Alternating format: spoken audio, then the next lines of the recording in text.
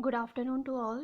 This session is for BSc Nursing second year students. The topic is hyperthyroidism. In the previous class, we discussed about hypothyroidism, and in today's class, we will discuss what is hyperthyroidism, why it is caused, what are the signs and symptoms, how to diagnose, what is the management of the hyperthyroidism, and what are the complications.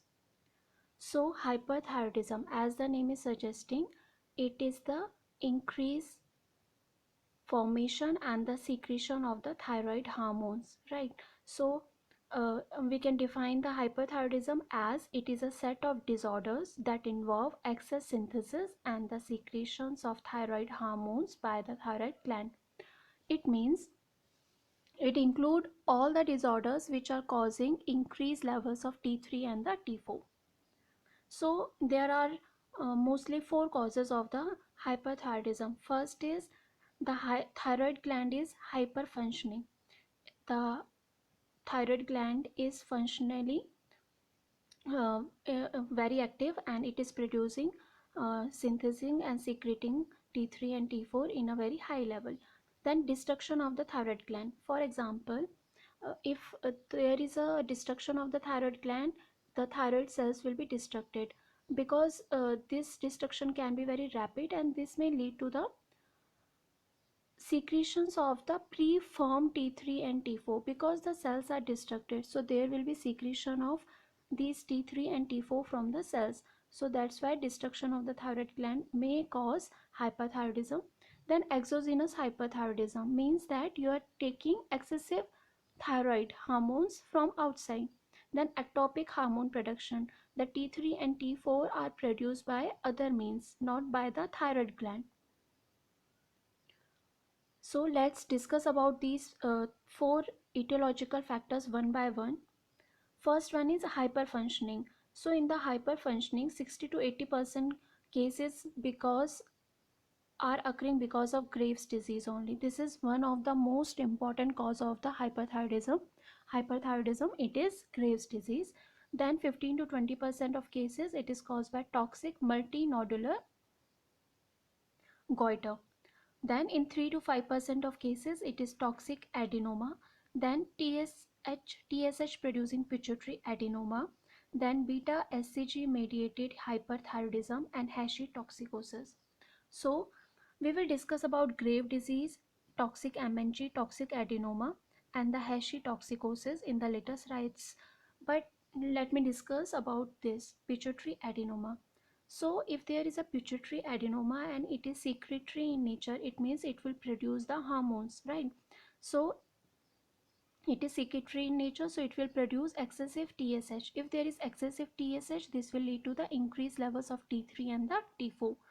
Now in the beta SCG mediated hyperthyroidism, this is occurring in the pregnancy, because beta SCG means human chorionic gonadotropin. Okay, this hormone is produced by the placenta only. And what happens, the structure of this beta SCG is similar to that of the TSH molecule. So this beta SCG bind to the TSH receptor of the thyroid gland.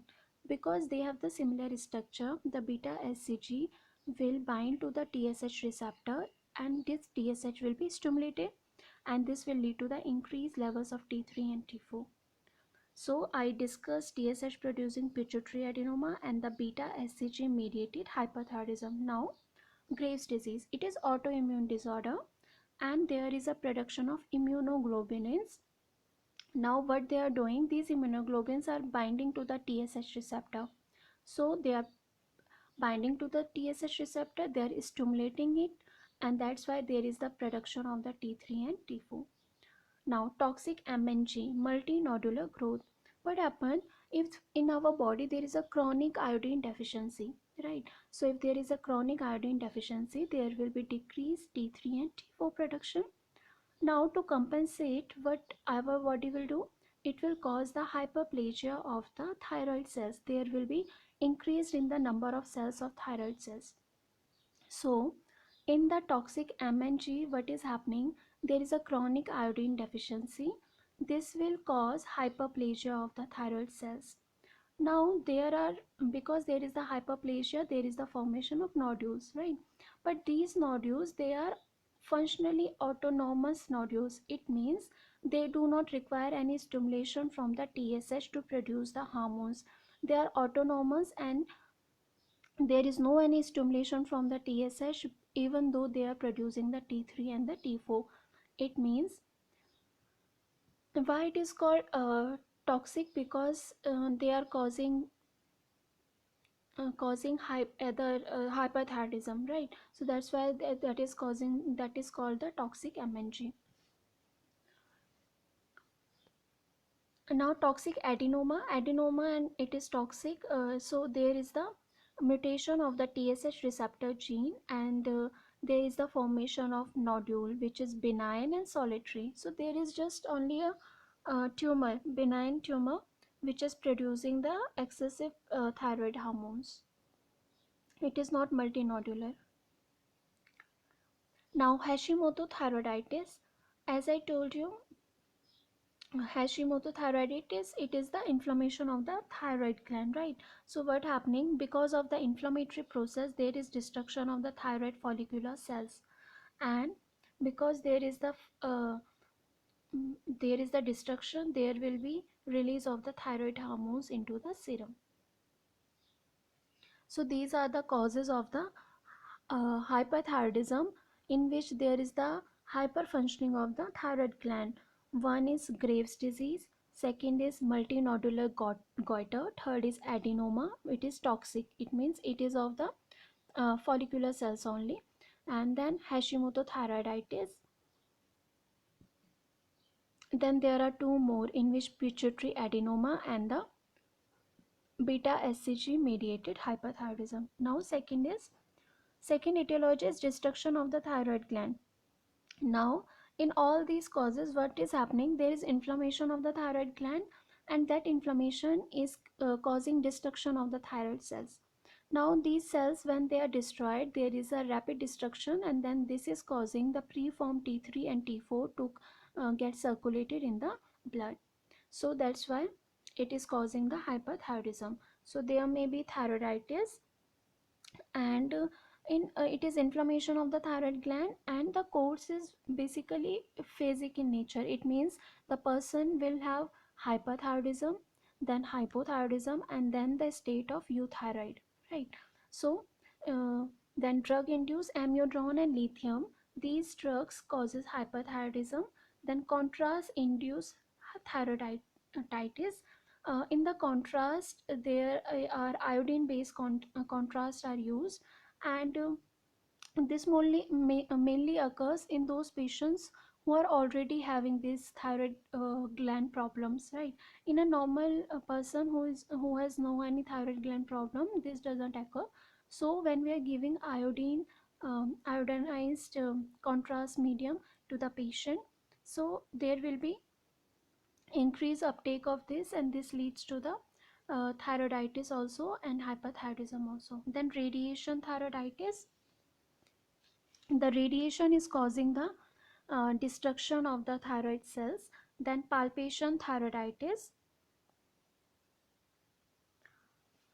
Palpation thyroiditis means inflammation is occurring because there is a mechanical damage to the thyroid follicles. For example, if the person is doing physical examination, and it is doing the person is doing very vigorously, repeatedly, or because the person had underwent parathyroid surgery, in which there was the um, mechanical damage of the thyroid gland. So all these will lead to the inflammation of the thyroid gland, leading to the hyperthyroidism.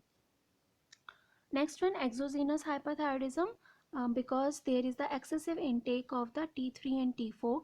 For example, the person is taking dietary iodine intake more, or supplements are taking, or they maybe in the children are taking it accidentally at the home. Now then, ectopic hormone production. This is basically metastatic follicular thyroid carcinoma, in which the follicle, there is a carcinoma of the follicular cells of the thyroid, and these are also metastatic. So because it is a carcinoma, there is increased levels or synthesis and secretion of the thyroid hormones. So we discussed about the etiology. Mainly what you have to remember is that that in hyperthyroidism, there is an increased T3 and T4 levels. So there may be four main causes. The thyroid gland is hyperfunctioning. The most common cause is Graves' disease. Then multinodular goiter. Then Hashimoto thyroiditis and the adenoma. Then there may be destruction of the thyroid gland by the drugs, by the radiation, by the contrast, by the thyroiditis only.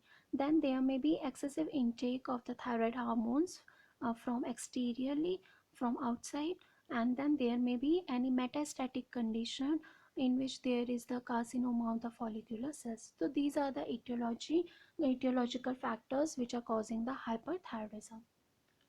Now pathophysiology, so it is very easy. So for example, if the person is having any disorder of the thyroid gland, there will be, which we already discussed, there will be increased production of T3 and the T4.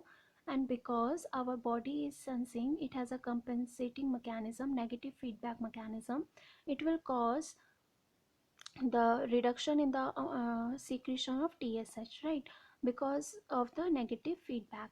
Now if there is the thyrotrope adenoma, so because there is the adenoma, it is a tumor, and it is because pituitary is involved, so there will be increased TSH and there will be increased T3 and T4. There will be no less TSH, because the adenoma is causing, it is secretory in nature, it will cause the increased TSH. Then if the person has taken excess intake of that, or if there is ectopic thyroid hormone production, this will lead to the increased levels of T3 and T4, and there will be compensatory decrease of the TSH. So in the pathophysiology, there are 2 points to remember. First one is that because of the thyroid gland disorders, there is T3 T4 increased. This will lead to the decreased in the TSH, right? And if there is any pituitary or hypothalamus disorder, there will be increased TSH and increased T3 and T4. Now sign and symptom. So in the general, the person will have heat intolerance. Before that, I just want to say that what are the effects of this hyperthyroidism. There will be like hypermetabolism condition will be there, and if there is a hypermetabolic state, there will be thermogenesis will be promoted, leading to the heat intolerance, excessive sweating, right? Then also sympathetic nervous system is also stimulated. So all the general sign and symptoms are because by this there will be increased catecholamines activity like epinephrine and the norepinephrine. So all are occurring because of the, all signs and symptoms are occurring because of this only. So there will be heat intolerance, excessive sweating, weight loss, frequent bowel movements, weakness, fatigue. Onycholysis, it is means that separation of the nail from the nail bed. Then infiltrated dermopathy, especially in the pretibial area, pretibial mixed edema. So this is most commonly present in the Graves' disease, in which there is the mixed edema. So what's you can say, the skin is looking very reddish, and there is the waxy indurated skin.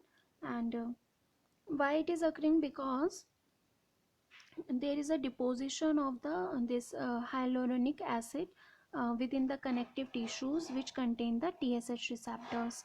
So in the hypothyroidism also I discussed mixed edema. So this is the same, right? And the pathophysiology is same as such for as it was for the hypothyroidism. So these pretibial mixed edema is present. These are basically localized and skin lesions, and there is non-pitting edema, right? Then eyes, in the eyes there may be lid lag, lid retraction, or this is very in the Graves' disease, the person may have exophthalmos and the edema of the periorbital tissue. So in the lid lag, what's happened, when you ask the person to look down, the sclera can be seen above the iris, as you can see in the left eye.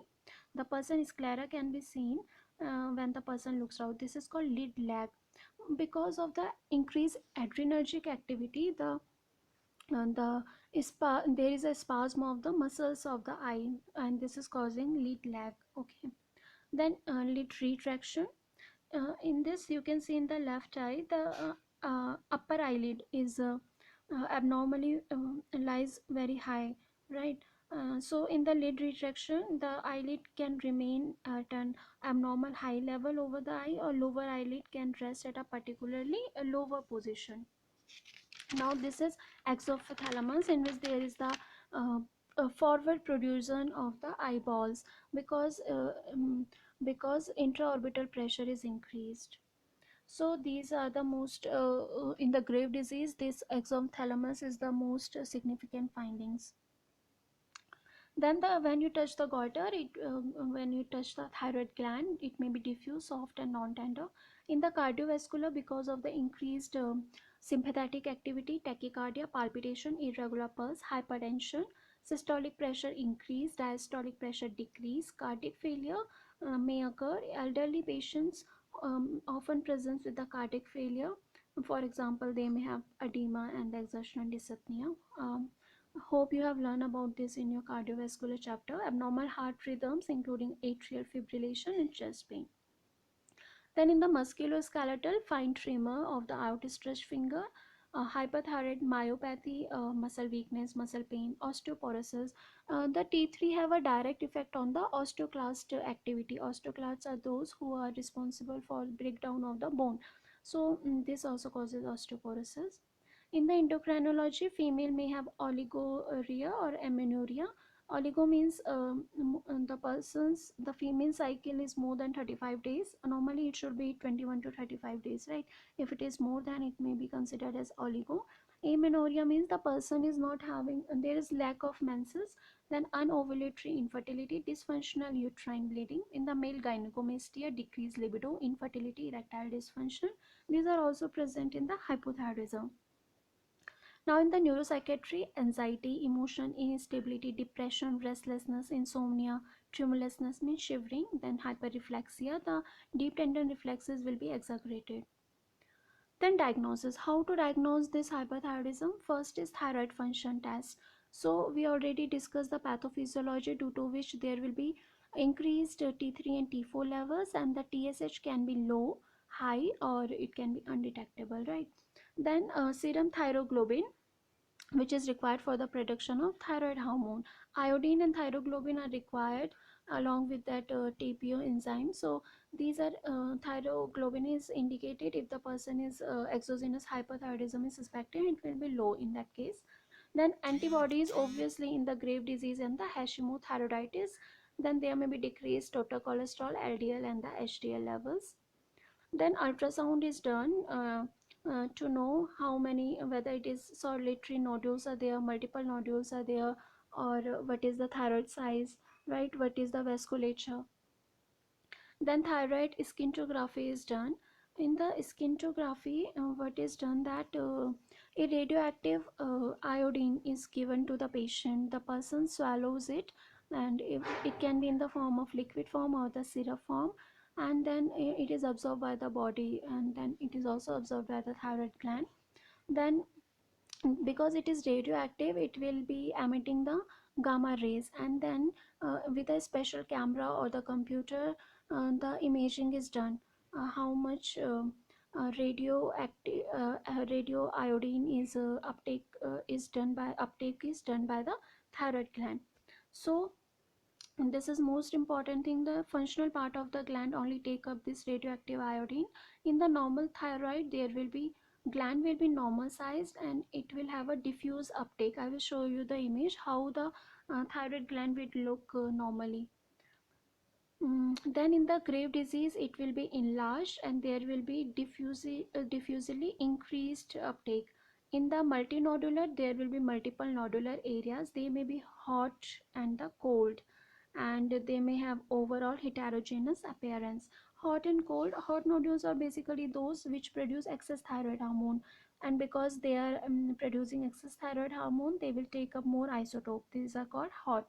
Cold means they are not taking normal amount of iodine also, and uh, these are cancerous, right? Cold are one which are cancerous because they are not normal thyroid cells, and they can't able to take this radioactive uptake.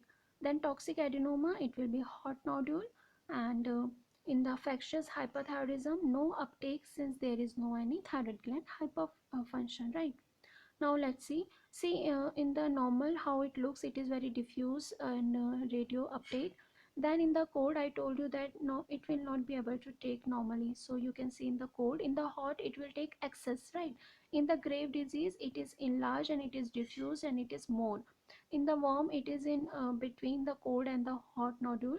Then in the toxic you can see there are multi nodules, and they have excess uptake of uh, um, this radioactive iodine uptake. Then in the thyroiditis you can see very these are like warm, and these are there is no any diffused uptake by the thyroid cells because they are damaged. Now treatment, this is very important. What is the treatment? What should be the treatment? So in the symptomatic therapy we should provide beta blockers because it will inhibit the sympathetic activity. And so propanol, atenolol, metoprolol, nadolol are given, and propanol is the first choice, and it will improve tachycardia, hypertension, tremor and neuropsychiatric symptoms, right? Then in the definitive therapy and the medications can be given. Then this is a therapy or radioactive iodine ablation therapy and the surgery. Let's discuss about these one by one. Antithyroid medications, methimazole and propylthiouraces, these are the medications which are used. In the methimazole, it can't be given in the first trimester, so because it will be having the teratogenic effect. So propylthiouracil is given in that case. Then one of the complication of hyperthyroidism is thyroid storm, and in that condition also propylthiouracil is given. Then who are allergic to methimazole and do not tolerate it, propylthiouracil is given. But yes, methimazole is a drug of choice. Then radioactive iodine ablation therapy, in which radioactive iodine will be given and it will emit the rays and this will destroy the thyroid tissues, right? So most commonly it is given for the MNG and toxic adenoma with high nodular radioactive iodine uptake. Then contraindication, this iodine ablation therapy can't be provided to every person because it will emit the radiation. So pregnant, breastfeeding women, children who are less than 5 years, they should be contraindicated. If there is a malignancy also, and if the person is having graves ophthalmopathy, which we discussed earlier. Then thyroid surgery, right, in which we will do the removal of the thyroid gland. It can be total. So indications, large goiters who are more than 80 grams or they are producing obstructive symptoms, they are pressing on the respiratory tract of the person. So confirm the suspected thyroid malignancy we can perform. Then moderate to severe active graves ophthalmopathy. Then women who are planning to become mothers in the next less than 6 months. Then large thyroid nodules, and most commonly thyroid surgery is recommended for the MNG and the adenoma, along with who are having the hyperparathyroidism also, and they are unable to take this radioactive iodine ablation therapy. So this thyroid surgery, it is contraindicated in the first and the third trimester. This is because in the first trimester there are certain anesthetic agents which are contraindicated because they are teratogenic, and in the third trimester there is the increased risk of preterm labor. Preterm labor means that the pregnancy, the labor, not the pregnancy, it is the labor, means the events which will result in the delivery of the baby, right? If the labor is starting after 20th week but before 37 weeks, it will be called as preterm. So in the third trimester, if we are performing the thyroid surgery, it will lead to the preterm labor. And in the first trimester, because we want to prevent the teratogenic effects of the anesthetic agent, that's why we will not perform. Then antithyroid drugs and beta blockers are given preoperatively for at least 4 to 8 weeks. This is very important. But why we are doing this? Because during the intraoperative period, when the person is undergoing thyroid surgery, there may be a risk of thyroid storm. It means exaggerated condition of the hyperthyroidism. So to prevent that, we needs to give the antithyroid drugs and the beta blockers. Then oral potassium iodide preoperatively are given for the 10 days. The The potassium iodide will inhibit the release of T3 T4, and also it decreases blood flow of the thyroid. So during the intraoperative period it will reduce the blood loss. That's why we are giving the potassium iodide.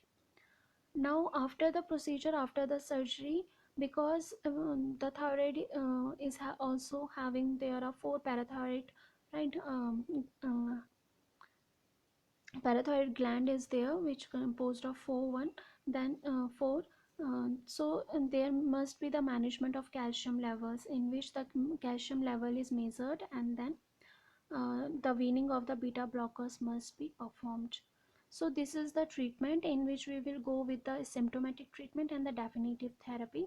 In the symptomatic, we discuss the beta blockers. In the definitive, we discuss the methimazole, propylthiouracil, then radioactive iodine ablation therapy, and the thyroid surgery. Now this is the complication of thyroid storm, and I have not discussed in this session because I have given you assignment on this. So you have to learn about this thyroid storm by making an assignment. Then in the pregnancy, hyperthyroidism is very rare, but why it is occurring? If the mother is having Graves' disease, so there may be transfer of these antibodies to the baby, because through the placenta, right? And it is also because of beta hCG mediated. I told you what is the reason why that during pregnancy the mother, there may be hyperthyroidism, right? And if we have left untreated this condition, there can be miscarriage, and that is abortion only, which occurs the fetus that before the 20th week of pregnancy. Stillbirth means that fetal death is occurring after 20 weeks. And then preeclampsia, it is a condition which occurs during pregnancy, and even labor also, and there may be proteinuria and the hypertension. Then premature labor, before 37 week of gestation the mother gets the labor, that is called premature labor. There may be cardiac failure, low birth weight baby, the baby weight will be less than 2.5 kg. Then neonatal hyperthyroidism. So these in the hyperthyroidism condition, pregnant ladies, they must be watched for all this, and there may be complications which I discussed. Just a short note on neonatal hyperthyroidism also, because this may occur in 5% of babies who are born to the mother who were having the Graves' disease, and if left untreated they may cause cardiac failure and the intellectual disability. So this session is over, and I hope you have learned about this. There is an assignment for you in which you have to write about the thyroid storm.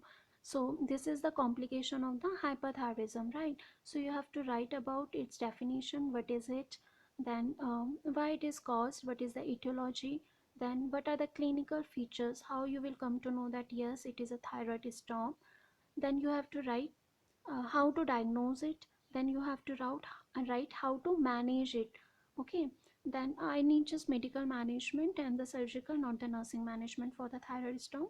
Then you have to write the difference between hyperthyroidism and the hypothyroidism. Then you have to make nursing care plan in which you have to write 5 nursing diagnoses for the hypothyroidism. Similarly, make another nursing care plan in which you will write 5 nursing diagnoses for a patient with a hyperthyroidism. These topics, hypo and the hyperthyroidism, these are most important topics, and so you have to thoroughly learn about these topics. So hope you have learned something in this session. Thank you so much.